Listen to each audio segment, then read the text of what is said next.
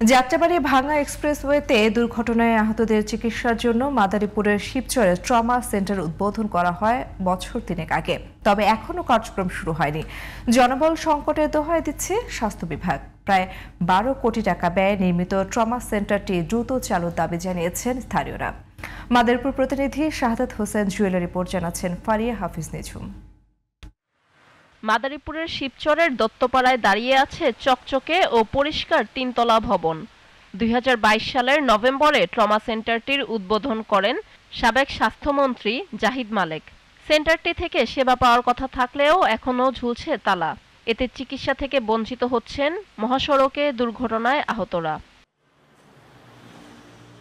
নিরাপত্তা কর্মী না থাকায় চুরি হয়ে গেছে বৈদ্যুতিক যন্ত্রপাতি, স্যানিটারির মূল্যবান সব মালামাল। ভেঙে নিয়ে গেছে দরজা, জানালা ও মালামালও। এতে ক্ষুব্ধ স্থানীয়দের পাশাপাশি চলাচলকারী যাত্রীরাও।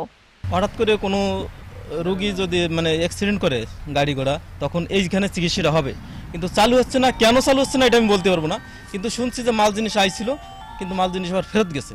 ওরা মদ গাঁজা খায় এই নামক এটা হাসপাতালের ইমার্জেন্সি দরকার।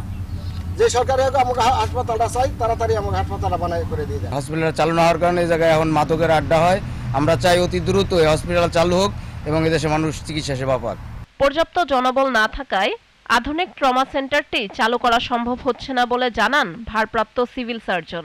এসএনপি মহোদয় আছে, তার সাথে আমি কথা বলেছি। উনি বলেছেন ওইটা প্রশাসনিক অনুমোদন আছে, বাট ওইটা কোনো জনবল নেই। জনবল নিয়োগের ব্যাপারে এখান থেকে যে রেসপেক্টিভ যে ডিপার্টমেন্ট বা স্বাস্থ্য অধিদপ্তর মন্ত্রণালয় এটা চিঠি দেওয়া হয়েছে। 11 কোটি 96 লাখ টাকায় নির্মিত ট্রমা সেন্টারটি দ্রুত চালুর দাবি স্থানীয়দের। ফারিয়া হাফিজ নিঝুম, জিটিভি নিউজ।